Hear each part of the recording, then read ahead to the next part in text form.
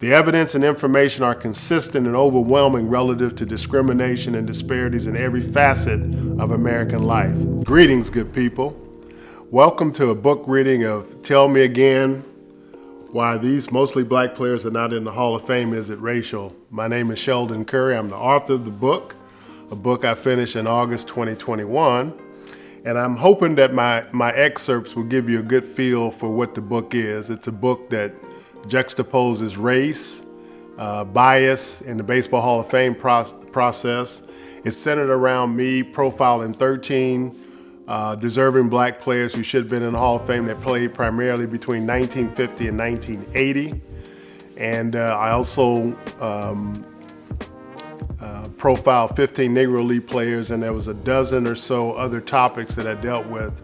And one of the themes in the book was to ensure that people know that I believe that the Baseball Hall of Fame process, though not life and death, is a microcosm of American society, because when they fail to properly honor black folks, it's easier to demonize us and do the things that we've seen, unfortunately, throughout our history here. Before I get into the excerpts, the hard copy book is 1,831 pages. And then the book is available on Amazon.com in their e-reader Kindle library, so you can purchase it there for $29.99. You can also look at a sample.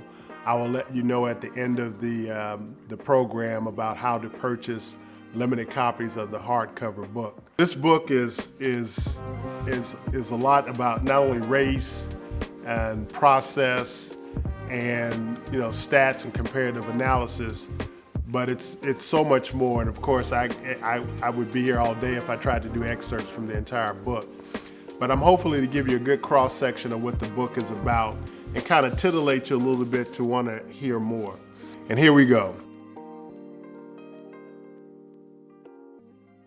An excerpt from page 283 of the book in a chapter called Racism in Greater Society. And here we go. As the excerpt summarizes, Michelle Obama is a distinguished and great woman who possesses a marvelous intellect, is an Ivy League graduate, a fantastic mother, a humanitarian, is charitable, compassionate, supports military families, leads and strongly advocates for better nutrition and health for kids throughout the nation, and leads by example by being in outstanding physical health herself. To attack her is not only wrong on so many levels, but can you imagine the outrage if a white first lady had been the subject of the same type of public discussion about her buttocks, particularly if the commenter was not white, or being compared to an animal in which she was. My point is, we are nowhere near a post-racial society. Lastly, at least for now, for the naysayers who like to pontificate about there being no bias or like to beat up on black people and others about working hard, which is another racist code that has no basis as it applies to anyone, let alone black folks.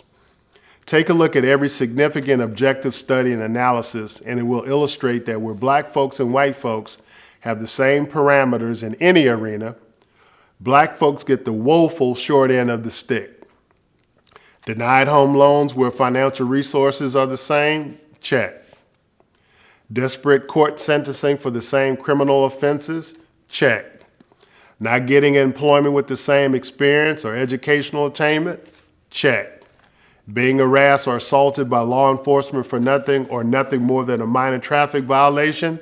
Check. The evidence and information are consistent and overwhelming relative to discrimination and disparities in every facet of American life. For instance, a recent study by Rutgers University indicated that minority renters were shown fewer housing units than white renters. And in a federal housing study, it revealed white home buyers were shown more homes than black home buyers.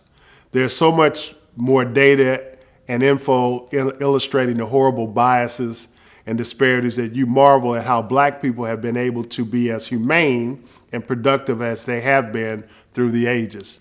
It is truly mind-boggling what black people have endured and what we must still overcome. And then we continue to see the rash of unarmed black men killed by white policemen and non-law enforcement folks under the cover they felt threatened or they were in danger. Trayvon Martin in Florida in 2012, Eric Garner in New York in 2014, Michael Brown in Missouri in 2014, just to name a few of the many, many lives unfairly taken by white men in recent years. Since 2014, there have been many, many more. We have seen the advent of stand your ground laws in a number of states, which in many instances are truly a license to kill. Unfortunately, a circumstance we have already seen far too often. Think these incidents are unrelated and simply anecdotal? Think again.